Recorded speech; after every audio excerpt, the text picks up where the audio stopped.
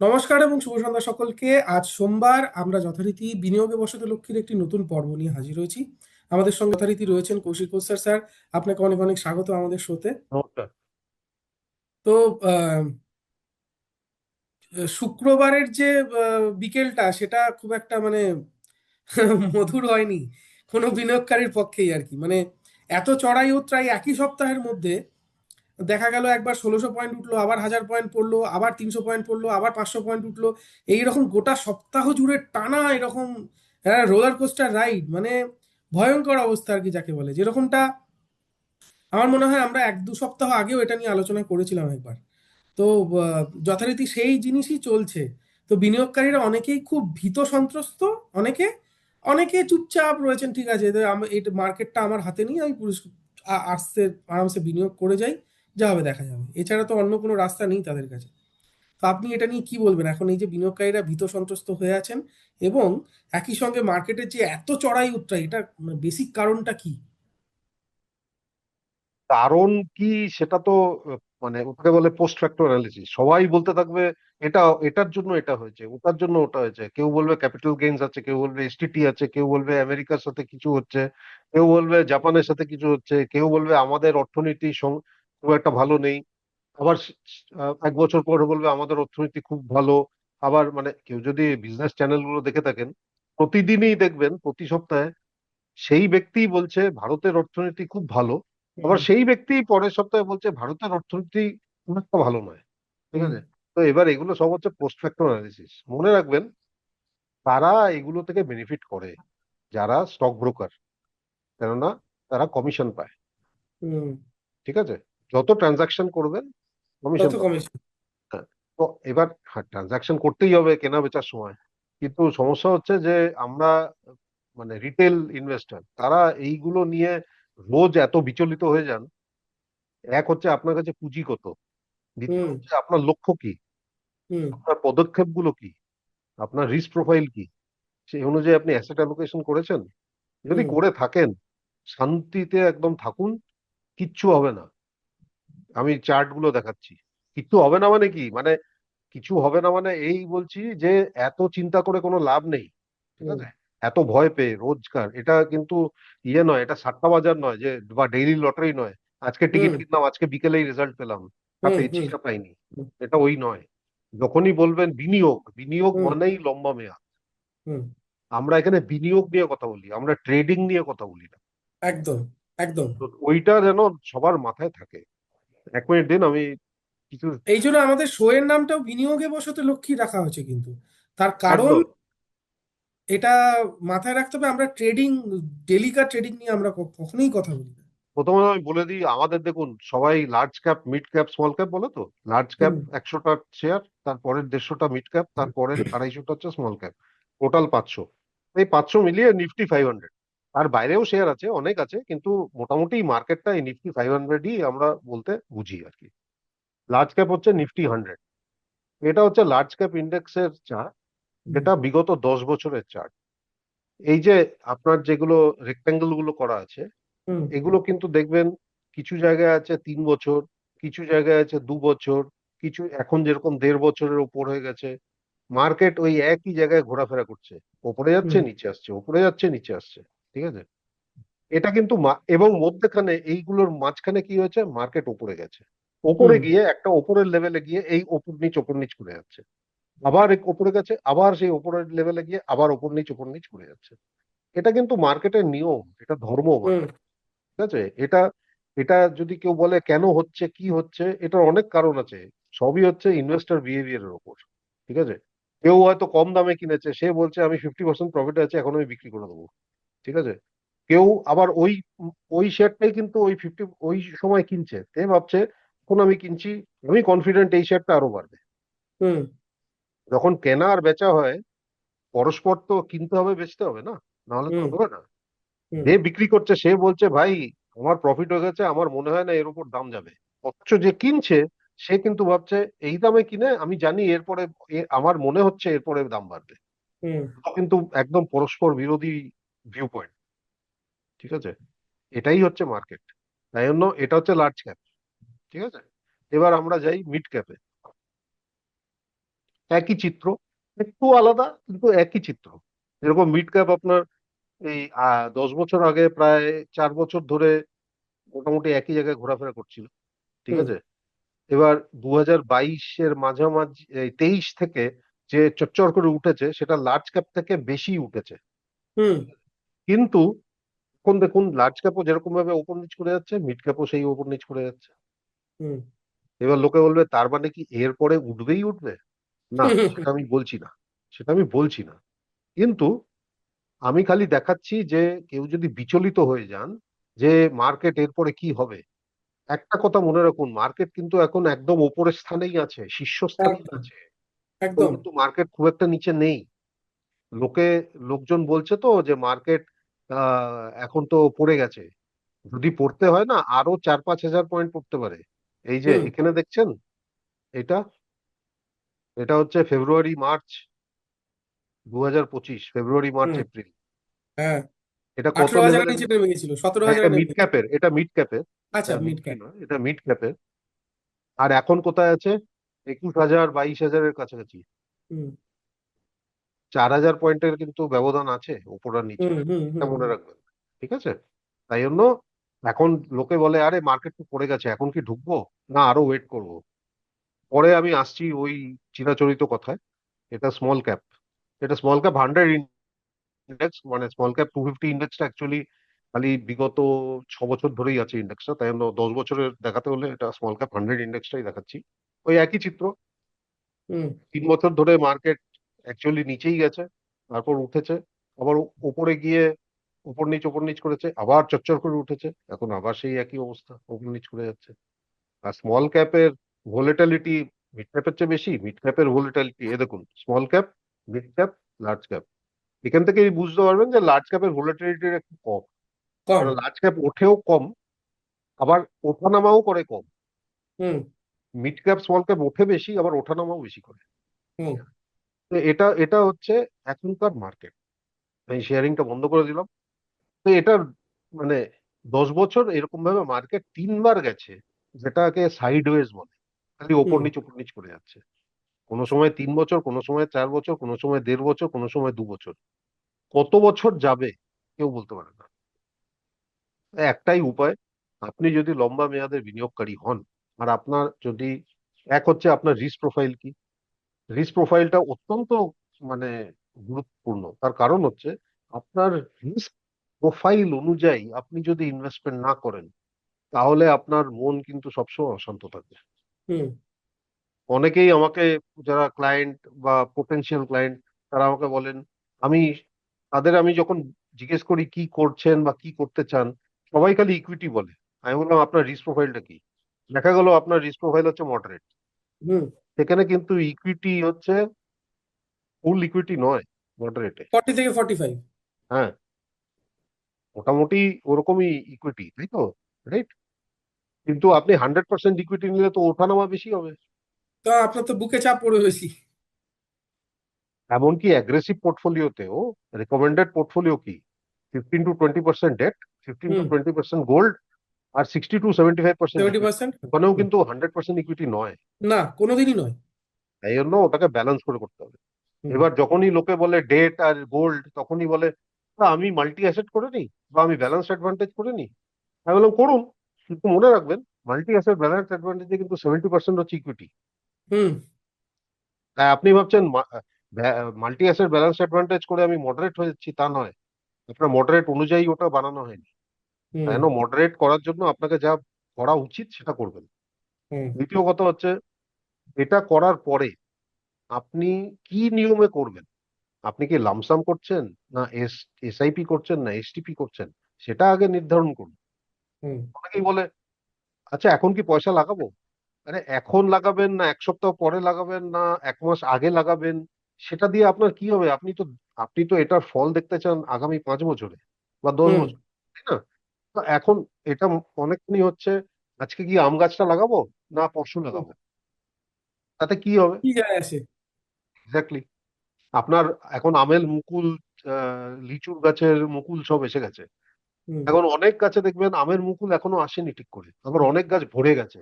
হুম পরে দেখা যায় যেগুলো ভরে গেছে সেগুলো সেই অকাল বৃষ্টিতে ধরে যায়। সরে যায়। ঠিক আছে। আর যেগুলো পরে বেরোয় সেগুলো হয়তো বেঁচে গেল। হুম। মার্কেট হচ্ছে এই এক। এগুলোই ফল দিয়ে দিল। হ্যাঁ, মার্কেট হচ্ছে এই এক জিনিস, হুম। তাই না? তো এই হচ্ছে ব্যাপার। এবার মার্কেটে এই ওঠানামা চলতে থাকবে, কেন চলবে সেই নিয়ে আর বিশ্লেষণ করে আমরা কি করব? হুম। সেটা বিশ্লেষণ করার জন্য তো ফান্ড ম্যানেজাররা আছে, যাদের হাতে আমরা দায়িত্ব দিয়ে দিয়েছি না, মিউচুয়াল ফান্ডে যখন একদমই। বিনিয়োগ করি তাদের হাতেই তো দায়িত্ব দিয়ে দিয়েছি। তাই একদমই আপনারা একদম। আপনারাই করবেন। তাদের তো পেশা এটা, তারা দিনরাত এই কাজই করছে, তাদের তো স্যার জীবিকা যখন এটা। ফান্ড ম্যানেজারদের কথাই এলো, আমরা হুম, কি এক নজরে একবার দেখে নিতে পারি যে আমরা 2025 শেষ হওয়ার আগেই সম্ভবত একটা এপিসোড করেছিলাম, যেখানে বিভিন্ন এএমসির যে বড় বড় ফান্ড ম্যানেজার রয়েছেন, যারা হাজার হাজার লক্ষ লক্ষ কোটি টাকা যারা হ্যান্ডেল করছেন, তারা 2026 সম্পর্কে আগাম যে ভবিষ্যৎবাণী করেছিলেন সেটা কি করেছিলেন। এবং আমরা সেটা নিয়ে কিন্তু আগেই বলেছিলাম যে তারা কিন্তু এটা বলেছেন, আপনারা এটা দেখে রাখুন। আমরা কি একবার সেটা এক নজরে দেখে নিতে পারি? বুঝছি। এটা হচ্ছে সেই এপিসোডটা যেখানে আমরা বলেছিলাম 2025 শেষ, 2026 শুরু। আমি খালি লাস্ট দুটো স্লাইডই দেখাচ্ছি যেখানে 2026 কি হতে পারে। এটা কিন্তু হুম। December 2025-এর presentation. ঠিক আছে, কি হতে পারে। এবং হুম। তাদের আমরা নিয়েছিলাম প্রায় 14 জন ফান্ড ম্যানেজারের। আমি ইন্টারভিউ দেখে দেখে দেখে দেখে নোটস বানিয়ে এটা বানিয়েছিলাম। হুম। ঠিক আছে। তো প্রথম কথা, সবাই বলেছিলেন জিডিপি বৃদ্ধি হুম। মানেই শেয়ার বাজার ভালো রিটার্ন নয়। হুম। চীন হচ্ছে সবচেয়ে বড় উদাহরণ সেটা। বিগত 20 বছরে চীন 0% রিটার্ন দিচ্ছে 0% সবসময়। রিটার্ন দিচ্ছে, ঠিক। right? কিন্তু চীনের জিডিপি তো অনেক বেড়ে গেছে, অনেক বেড়ে গেছে। তাই না? দ্বিতীয় কথা হচ্ছে মূল্যায়ন, মানে ভ্যালুয়েশন একটি গুরুত্বপূর্ণ বিষয়। আয় বৃদ্ধি, যে কোম্পানির শেয়ার আমরা কিনছি বা যে কোম্পানির শেয়ার মিউচুয়াল ফান্ড কিনছে, সেই কোম্পানি কেন কিনছে? সেই কোম্পানি কিনছে কেননা ভবিষ্যতে তার আয় বৃদ্ধি হবে। হুম। আর্নিংস যেটাকে বলে, তার প্রফিট, তাই না? হুম। আয় বৃদ্ধি হওয়ার অনুমান করেই আমরা কিনছি। পরে যখন দেখা যায় যে আয় বৃদ্ধি হলো না, তখন কি হয়? অনুমানটার ভুল হয়ে গেল, তখন হুম। লোকে বিক্রি করে দেয় শেয়ার, তাই জন্য শেয়ারের দাম পড়ে যায়। পরে যখন দেখা যায় যে আমি যত অনুমান করেছিলাম তার বেশি আয় বৃদ্ধি হয়ে গেছে, তখন দেখবেন চট করে শেয়ারের দাম বেড়ে যাচ্ছে, তাই না? তাই প্রতি কোয়ার্টারে আয় বৃদ্ধির ওপর নির্ভর করে শেয়ারের দাম। অনেক হুম। সময় দেখবেন খুব ভালো আয় বৃদ্ধি হয়েছে, কিন্তু হুম। তারপরেই দামটা পড়েছে। তার কারণ হুম। হচ্ছে মার্কেট সবসময় কিন্তু ভবিষ্যৎমুখী। হুম। মার্কেট কিন্তু আজকের দাম দিচ্ছে না, মার্কেট ভবিষ্যতের দাম দিচ্ছে। তাই জন্য রেজাল্ট হওয়ার আগে অনুমান করে নেয় যে এর রেজাল্ট ভালো হতে চলেছে, এবং এটার পেছনে অনেক রিসার্চ করে ফান্ড ম্যানেজাররা, অ্যানালিস্টরা অনেক রিসার্চ করে। সেই অনুযায়ী ওরা অনুমান করে যে এর রেজাল্ট ভালো হবে, আমি কিনবো। হুম। রেজাল্ট বেরোনোর আগেই কেনে। তারপর দেখা যায় যে রেজাল্ট বেরোনোর পর দাম পড়ে গেছে। কেন? কারণ অনেক শর্ট টার্ম ট্রেডার আছে যারা ওই অনুমানে কেনে, আর কিনেই প্রফিটটা হয়ে বিক্রি করে দেয়। তাই হুম। জন্য ওটা দামটা পড়ে। ঠিক আছে? কিন্তু ফান্ড ম্যানেজাররা ওরকম করে না। ফান্ড ম্যানেজাররা মোটামুটি খুব লম্বা মেয়াদের জন্যই কেনে শেয়ার। আচ্ছা, যে কোনো দামে কেনার চেয়ে আকর্ষণীয় দামে কিনলে ভালো রিটার্ন পাওয়া যায়, এটা তো একদম সাধারণ বুদ্ধি। আপনি হুম। সস্তায় কিনে বেশি দামে বেচবেন। আপনি একটা জিনিস 100 টাকায় কিনলেন, তারপর 120 টাকায় বেচলেন, অথচ সেই জিনিস আপনি 80 টাকায় কিনলেন, সেটা আপনি 120 টাকায় বেচলেন। কি হয়, 100 টাকায় আপনি কিনলেন আর 80 টাকায় কিনলেন, এবার যে 100 টাকাটা, ওটা তো এক লাইনে 120-তে যাবে না। ওটা কি না। হবে, 100 থেকে নেমে 90, কোনো সময় 80-র নিচে নেমে 70 হয়ে গেল। হুম। তখন যে 100 টাকায় কিনেছে তাই লস দেখবে, যে হুম। 80 টাকায় কিনেছে সে অনেক কম লস দেখবে। ওরকম তারপর যখন উঠবে তখন তো প্রফিট হবেই, কিন্তু এই যে মধ্যেখানে যে নিচে নেমে যাবে, যে লসটা হবে, সেটা কম যখন দেখা যায় তখন আপনি ভালো দামে কেনেন। ভালো দাম মানে কম দাম, উচ্চ মান, উচিত দাম, সব হুম। জায়গায় লেখা থাকে তো। অনেক হুম। দোকানে দেখবেন লেখা থাকে ওই একই জিনিস। আর এটাও লোকজন বলেছিলেন ফান্ড ম্যানেজাররা যে সরকারি পদক্ষেপ অবশ্যই সাহায্য করে, জিএসটি কমানো, ইনকাম ট্যাক্স কমানো, ব্যাংকিং ব্যবস্থায় তারল্য আনা, লিকুইডিটি ইনফিউশন, সব সব করে দিয়েছে সরকার। কিন্তু বাজারকে ইতিবাচক ভাবে সাড়া দিতে হলে কোম্পানিগুলোর আয় বৃদ্ধি প্রয়োজন।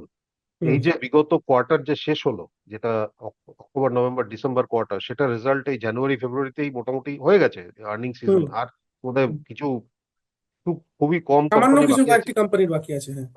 বা কিছু মানে বাকি আছে, নাহলে মোটামুটি হয়ে গেছে। মোটামুটি যদি দেখা যায় আপনার উইদাউট এক্সট্রাঅর্ডিনারি আর্নিং, মানে হয়তো কিছু বিক্রি করে প্রফিট হয়ে গেল ওগুলো ছাড়া, বা এক্সট্রাঅর্ডিনারি লস ওগুলো ছাড়া, আপনার মোটামুটি আর্নিংস গ্রোথ কিন্তু 4-5%ই বসে আছে। হুম। 4-5%-এ আর্নিং গ্রোথ কোনোদিন আপনার স্টক মার্কেট এর মানে শেয়ারের দামকে 10-12% দিতে পারবে না। দিতে পারবে না, ঠিক। ঠিক আছে, এইটুকু মনে রাখা দরকার, এবং এটা কিন্তু ফান্ড ম্যানেজাররা সবাই বলেছিলেন এক বাক্যে। এটা দ্বিতীয় এবং শেষ স্লাইড এই ব্যাপারে। এটা ডিসেম্বরে করা, তাই জন্য গত হুম। 15 মাস, মানে এখন প্রায় 17 মাস হয়ে গেল, হুম। একটি সংশোধন ঘটেছে। তখন ওরা বলেছিলেন যে লার্জ ক্যাপ শেয়ারগুলোর দাম এখন অনেক বেশি যুক্তিসঙ্গত, হুম। কিন্তু মিড ক্যাপ স্মল ক্যাপ এখনো কিন্তু দামগুলো বেশি আছে। হুম। বেশি, ফান্ড ম্যানেজার যখন বলে যে বেশি দাম আছে, তার মানে কি? আমি এখনো, আমি ধৈর্য ধরে আছি, কখন দামটা কমবে তখন কিনবো। তখন কি? তার মানে দাম পড়বে, পড়তে হুম। পারে, এরকম অনুমান তাদের আছে। ঠিক আছে। আচ্ছা, নিফটি 500 কোম্পানিগুলো, আগের স্লাইডে যে পয়েন্টটা ছিল, কোম্পানিগুলোর আগামী কয়েক কোয়ার্টারের আয় বৃদ্ধি বাজারের পারফরমেন্স কিন্তু নির্ধারণ করবে। তার হুম। মানে কি, আগামী কয়েক কোয়ার্টার, তার মানে এক কোয়ার্টার 3 মাস। হুম। এই কোয়ার্টার যেটা চলছে, জানুয়ারি হুম। ফেব্রুয়ারি মার্চ, এটা রেজাল্ট বেরোবে এপ্রিল মেতে। হুম। এপ্রিল মে জুন কোয়ার্টারের রেজাল্ট বেরোবে জুলাই অগস্টে। অক্টোবর, জুলাই অগস্ট সেপ্টেম্বরের কোয়ার্টারের রেজাল্ট বেরোবে অক্টোবর নভেম্বরে। মোটামুটি এই বছরের শেষ অবধি অপেক্ষা করতে হবে যে মার্কেট কোন দিকে যাবে। হুম। তার মানে ধৈর্য ধরতে হবে। ঠিক আছে, কেননা হুম। কোনো কেউ ওরকম ডিসিশন নেয় না এক কোয়ার্টারের পারফরমেন্স দেখে, তারা দেখে যে হুম। ট্রেন্ডটা কি, এবং একদম। অনুমানও করতে চায় যে ট্রেন্ডটা কিরকম। দেখুন, অনুমান করার কিছু যুক্তি দরকার না। এবার কিছু অনুমান করলাম যে এটা উপরে যাবে, কিন্তু দেখলাম যে এই কোয়ার্টারে তো নিচে যাচ্ছে, তখন সেই হুম। অনুমানটাকে ঠিক করতে হয় যে অত উপরে যাবে কি। হুম। বুঝতে পারছেন তো? তাই এটা কিন্তু কন্টিনিউয়াস প্রসেস। এই হুম। কন্টিনিউয়াস প্রসেসটা আমাদের আগামী কিছু কোয়ার্টার ওয়েট করতে হবে, এরা ফান্ড ম্যানেজাররাই বলেছেন। তার মানে ধৈর্য ধরতে বলেছেন এই বছরটা। আর ভারতীয় স্টক মার্কেটে দীর্ঘমেয়াদে ভালো করবে মনে করা হচ্ছে, কিন্তু আগামী এক বছর কি হবে তা অনুমান করা কঠিন। এটা আগের বছরই ফান্ড ম্যানেজাররা বলেছেন, এই হুম। বছর কি হবে অনুমান করা কঠিন। তারা বলছেন যারা আমাদের টাকা ম্যানেজ করেন। হুম। অথচ আপনি ইউটিউবে যান, ইনস্টাগ্রামে যান, সবাই বলে যাচ্ছে কালকে এই হবে, পরশু এই হবে, পরশু এই হবে। কার কথা বিশ্বাস করবেন, যারা আমাদের ফান্ড ম্যানেজ করছে, না যারা ইউটিউব, যাদের ইউটিউব হচ্ছে ব্যবসা, ইউটিউবে ভিডিও তোলা, তাই না? আমি আমি তো ডিস্ট্রিবিউটার। আমি মানে যে কোম্পানি এখন তানস্বী, আমি মানে আমার কোম্পানি যেটা, তো আমি ডিস্ট্রিবিউটার। আমি তো আমি তো ফান্ড ম্যানেজ করি না। ফান্ড যারা ম্যানেজ করে তাদের কথা আমাকে শুনতে হবে। কেউ যদি আমার গ্রাহক হন, তিনি বলেন যে আচ্ছা, আগামী এক বছরে কি মার্কেট ভালো হবে, আমি যদি তো বলি হ্যাঁ হ্যাঁ দাদা ভালো হবে ভালো হবে, তাহলে কিন্তু ওটা ঘোর অন্যায়। আমি কোনোদিন সেটা বলবো না। হুম। আমি ওইটাই বলতে পারি যেটা সবসময় বলে আসা হয়েছে, যে ঝুঁকি আছে, ভেবে চিন্তে করুন। কিন্তু সব ফান্ড ম্যানেজাররা কিন্তু একটাই জিনিস বলেছেন আগের বছরে, সতর্ক দৃষ্টিভঙ্গি অবলম্বনের পরামর্শ দেওয়া হয়েছে। হুম। এইটা তো আমাকে বলতেই হবে, এটা তো আমার একদমই। নৈতিক দায়িত্ব। আর এটাও বলেছিলেন ফান্ড ম্যানেজাররা, এটা আমি লিখিনি কিন্তু ওই সময় আমার মনে আছে ওখানে বলেছিলাম, যে আপনি যদি এসআইপি করতে থাকেন, এসআইপিটা করতে থাকুন, হুম। ওটাই কিছু করবেন না। কেননা লম্বা মেয়াদে দেখা গেছে এসআইপি আপনাকে রিটার্ন দেবে। হুম। তো এই হচ্ছে সারমর্ম। তাই জন্য এটা ডিসেম্বরে আমরা বলেছিলাম। এবার দেখুন মার্কেট 2 মাস হতে চললো ডিসেম্বরের পর, মোটামুটি ওই রকমই যে ফান্ড ম্যানেজাররা বলেছিলেন তাই হচ্ছে না। হুম। এবার যদি বলি আরে কি হচ্ছে কি হচ্ছে, ওরা যা বলছেন, ওরা আগে থেকেই বলেছেন এই বছর কি হবে বলা মুশকিল, এই বছর সতর্ক থাকুন, হুম। এসআইপি করছেন করে যান, হড়বড় করে করবেন না। তখন কিন্তু ওরা বলেছিলেন যে যে যখন মার্কেট একদম উঁচু ভ্যালুয়েশনে আছে, তখন কিন্তু ইকুইটিতে পুরো যাবেন না, হাইব্রিডে যান, একটু পয়সা ডেটে রাখুন, সাবধান হন। অনেক ফান্ড কিন্তু এখন উচ্চ দামে স্টক বিক্রি করে ক্যাশে ধরে আছে। হুম। তাদের তো দেখুন, তাদের তাদের দায়িত্ব কি, রিটার্ন দেওয়া তো। হুম। আমরা তাদের টাকা দিচ্ছি রিটার্ন পাওয়ার জন্য। একদমই। তো তাদের কিন্তু গুরু দায়িত্ব যে পালন করতে হবে, সেই জন্য অনেক হিসেব নিকেশ করেন ওরা। হুম। সে কেউ হয়তো একটু বেটার রেজাল্ট হলো, কারোর একটু কম রেজাল্ট হলো, কিন্তু এটাও দেখা যায় যে যে ফান্ড বিগত 5 বছরে দুর্দান্ত পারফরমেন্স দিয়েছে, আগামী 3 বছরে কিন্তু নাও দিতে পারে। এটা কিন্তু বারবার প্রমাণিত হয়েছে। একদমই। তাই শেষ কথা, মোদ্দা কথা, মার্কেট ভোলেটালিটি নিয়ে বিচলিত হবেন না। হুম। কেননা বিচলিত হয়ে কিছুই করতে পারবেন না, আপনি তো মার্কেট একদমই। চালাচ্ছেন না, হুম। কিছু করতে পারবেন না। ফান্ড ম্যানেজারকে দায়িত্ব দিয়েছেন, ফান্ড ম্যানেজার আগে থেকেই বলছে এই বছর কি হবে তারা অনুমান করতে পারছে না, তার মানে তারাই সতর্ক, তারাই ওরকম ভাবে বিনিয়োগ করছেন। তো তাদের কথাই ভরসা থাকুক না, যারা, যাদের পেশা এটা, তাদের কথাতেই আমরা থাকি। আর বলেই দিচ্ছেন এসআইপি যে করছেন করে যান, নিয়ম মেনে, risk profile, asset allocation, investment policy মেনে চলুন। রাস্তায় সোজা যাওয়ার পথে একা বাঁকা গেলে কি হবে? কিছুই হবে না, পৌঁছাবেন কিন্তু একটু পরে সময় পৌঁছাবেন, লাগবে অনেক বেশি। সময় লাগবে বেশি, আর কিছু না। তো সোজা রাস্তায় চলুন। আহ, পাকা কথা বাঁকা পথ দুটো কোনোদিনই সাহায্য করেনি কোনোদিন। তো নতুন করে আর এটা নিয়ে বলার কিছু নেই, আমরা সতর্কবাণী দিয়েছিলাম।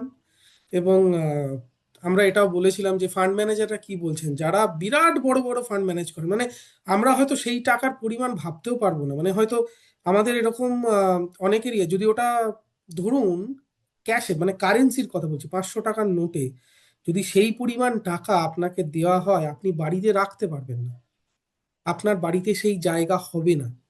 বুঝে দেখুন, তারা ওই পরিমাণ টাকা ফান্ড তারা ম্যানেজ করছেন। তো তারা আমাদের থেকে অনেক বেশি রিস্কে বসে আছেন, কারণ তাদের বড় দায়িত্ব হচ্ছে যারা জনসাধারণ, যারা ওই ফান্ডগুলোতে বিনিয়োগ করেছেন, তাদেরকে রিটার্ন দেওয়া, ভালো রিটার্ন দেওয়া। শুধু রিটার্ন দেওয়া নয়, কারণ তাদের রিটার্ন দেওয়ার উপরে ভবিষ্যতে তাদের গ্রাহক সংখ্যা বা তাদের বিনিয়োগকারীর সংখ্যা কতটা বাড়বে, সেটা কিন্তু সম্পূর্ণ নির্ভর করছে। সেইভাবেই কিন্তু এক একটি কোম্পানি, এক একটি এএমসি গ্রো করে। বুঝতে পারছেন তো? তো তাদের গুরু দায়িত্বটা তারা ঠিকভাবেই পালন করছেন, তারা কিন্তু সতর্কবাণী দিয়েছিলেন। আমরা মাঝখান থেকে বিচলিত হই, কারণ আমরা একটু এটা করব না ওটা করব, এটা করব না ওটা করব, এই ব্যাপার খুব মুশকিলের। তো আপনারা কোনো দিকে তাকাবেন না, ওই ঘোড়ার মতো, আমি আগেও বলেছিলাম যে চোখের দুপাশে দুটো ঠুলি বেঁধে নিন। আমি ডিস্ট্রিবিউটর হয়ে আমার প্রধান কাজ হচ্ছে আপনি যখন বিচলিত হন না, আপনাকে শান্ত করা। ঠিক। এটাই হচ্ছে, আমি মনে করবো এটা আমার প্রধান কাজ। হুম। ঠিক কথা। তো স্যারের কাজ হচ্ছেন আপনার চোখের দুপাশে দুটো ঠুলি আটকে দেওয়া, যে আশেপাশে কি হচ্ছে আপনার দেখার দরকার নেই, সোজা পথে থাকুন। সোজা পথে থাকবেন, দীর্ঘমেয়াদে ভারতীয় বাজার ভালো করতে পারে, এটা পরিষ্কার একটি ইঙ্গিত দিয়ে রেখেছেন এমসি যারা হ্যান্ডেল করছেন, যারা ফান্ড ম্যানেজার, বড় বড় ফান্ড ম্যানেজার, তারা কিন্তু বলেই রেখেছেন। ফলে আপনারা একটু ধৈর্য ধরে দীর্ঘমেয়াদে থাকুন। আমরা মোটামুটি এটা বলছি যে এটা প্রায় গ্যারেন্টি আমরা দিচ্ছি যে লাভ হবেই আপনাদের, এটা কেউ আটকাতে পারবে না। তো আজকে এই নোটেই আমরা শেষ করছি, প্রায় একই নোট দিয়ে আমরা প্রত্যেক সপ্তাহে আমরা পর্ব শেষ করি। আজকের পর্ব তার অন্যথা কিছু হলো না। তারপরে তো এই পর্যন্তই। আমরা সামনের সপ্তাহে আবার একটি নতুন কোনো বিষয় নিয়ে, নতুন পর্ব নিয়ে ফিরে আসবো। নমস্কার। নমস্কার, ধন্যবাদ। আমাদের ভিডিও ভালো লাগলে লাইক এবং শেয়ার করুন। কমেন্ট সেকশনে গিয়ে জানান আপনাদের মতামত। আরও ভিডিও পেতে আমাদের চ্যানেল সাবস্ক্রাইব করুন এবং প্রতি মুহূর্তে খবরের আপডেট পেতে প্রেস করুন বেল আইকন।